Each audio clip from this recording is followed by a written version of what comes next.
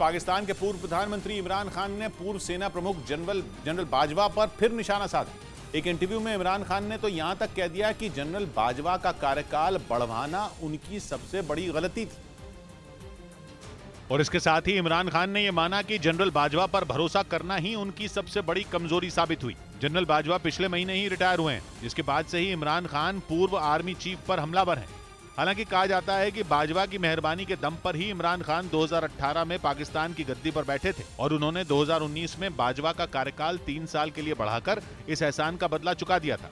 लेकिन फिर बाजवा की हसरतों और आर्मी की दखलंदाजी की वजह से इमरान बाजवा से दूर होते चले गए और आखिरकार नतीजा ये हुआ कि इमरान खान को सत्ता गंवानी पड़ी थी। इमरान खान ने आरोप लगाया कि कार्यकाल बढ़ते ही बाजवा उनके विरोधी दलों के साथ मिलकर पाकिस्तान डेमोक्रेटिक मूवमेंट का हिस्सा बन गए थे। पाकिस्तान के पूर्व प्रधानमंत्री ने दो टूक कहा कि उन्होंने किसी शख्स को बाजवा की तरह साजिश करते नहीं देखा। उधर यह दावा किया गया कि चेचन कमांडर रमजान कादिरोव का विरोध करने वाले एक यूट्यूब ब्लॉगर की स्वीडन में हत्या कर दी गई।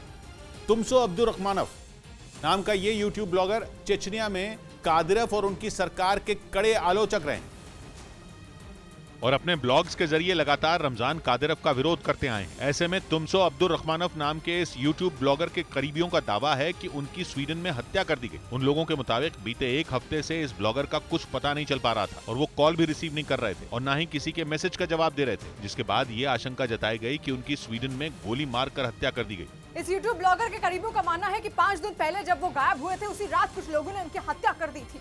उन लोगों की तरफ से दावा तो यहाँ तक किया गया कि तुमसो अब्दुर्रहमानोव को गायब करने के पीछे वहाँ की खुफिया एजेंसियों का हाथ है। हालांकि स्वीडन के प्रशासन की ओर से अब तक उनकी मौत पर कोई बयान सामने नहीं आया। तुमसो अब्दुर्रहमानोव ने चेचनिया से अपनी जान को खतरा बताया था और इसी वजह से 2015 में वो रूस छोड़कर स्वीडन में जा बसे थे, जहाँ 2020 में भी उन पर जानलेवा हमला हुआ था।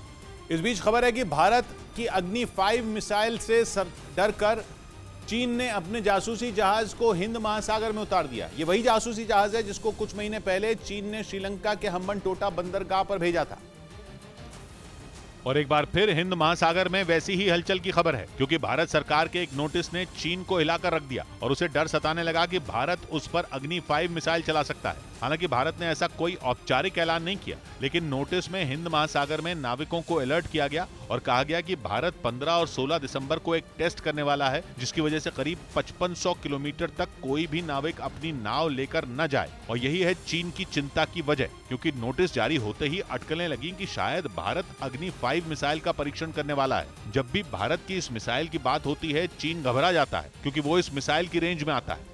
और इसी वजह से चीन ने पता लगाना शुरू कर दिया कि हिंद महासागर में अग्नि 5 मिसाइल का टेस्ट कब और कैसे होगा, जबकि भारत ने एक बार फिर ऐसे किसी टेस्ट का औपचारिक ऐलान नहीं किया।